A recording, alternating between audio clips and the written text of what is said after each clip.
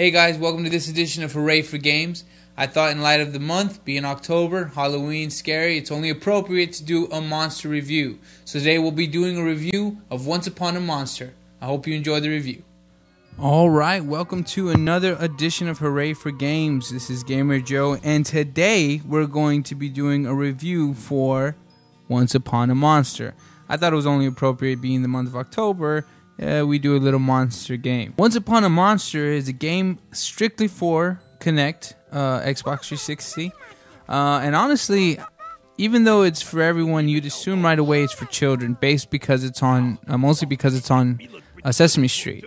But I was actually very surprised how fun it was, being that me being an adult, still playing the game. I just thought it was a lot of fun, and it actually kept me interested for pretty much most of the time. Once Upon a Monster is basically a book that Elmo and Cookie Monster begin reading after they bump into each other.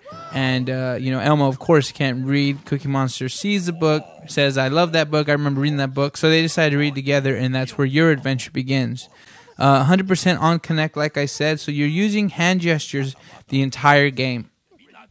It's very, very straightforward, the controllers, as far as it tells you exactly what it expects you to do, and it really is up to you on how well you do it. The activities range.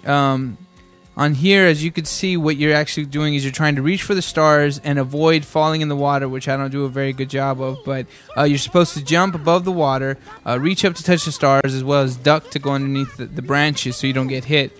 The one issue I guess you would have, and I don't think it's just this game in particular, I think this game did a great job as far as with using the Kinect, but obviously an issue you have with Kinect is if you don't have it properly set up, it can cause an issue as far as delay, not responding to the movements that you do.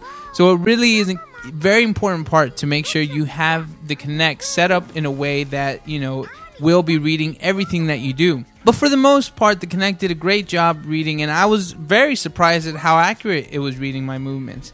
At the same time, though, it was great because being that this is kind of pointed toward children, or at least a game that adults can play with children, I thought, well, how is it that the Kinect, at times can barely read me? How is it going to read my kids who can't even, sit still for longer than 10 seconds at their age?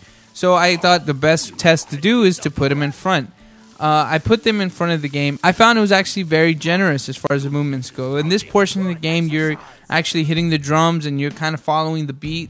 As well as there's a later on game where you're actually dancing, and I found that it wasn't really so strict as far as you literally copying every single pattern. It just wanted you to get the basis. It wanted you to be moving. And with my children, it said to lift up an arm. They might have lifted up the wrong arm, but it still read it, and it still gave them credit for it. And I think that was just a great thing, because even if you're an adult who doesn't play a lot of games, let's say you can leave this for, let's say, your mom and or something like that, where she can play with her grandkids or something. I mean, it's just great. It's very forgiving, and it's still fun. It's easy to use. It's easy to pick up, and it's like you're reading a book. It's just great. Some of the activities were a little slow for me.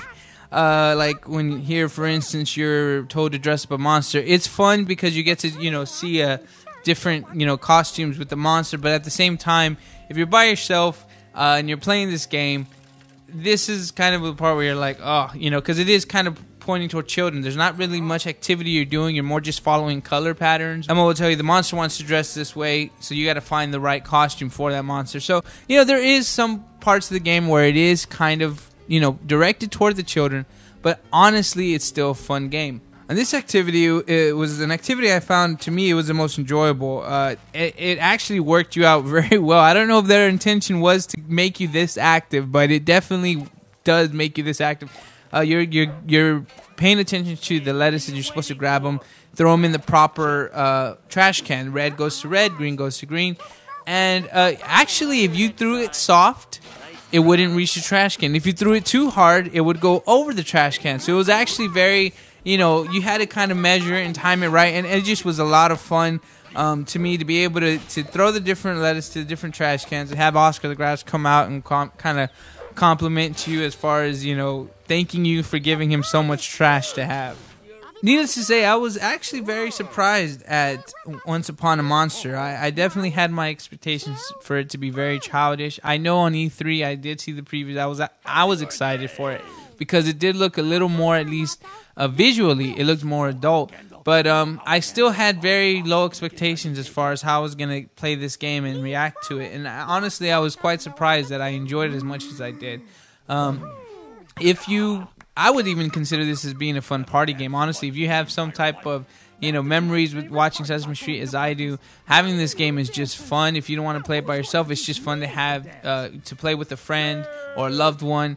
Or like I said, if you have kids of your own or maybe some nephews and nieces and you got some money that you can spend toward a video game for them, this would be something that I definitely would suggest because to me it's just a lot of fun. I'm hoping they're going to branch out, but honestly I don't know how accurate it could be without using the Kinect. I have a Wii and the PlayStation, and honestly with the Kinect, getting your whole body involved like that I think is what really, really sets this game apart compared to other games that are even on the Kinect or that would have the same type of motion action. I think what really sets it apart is having the Kinect and being as good as it is with the Kinect.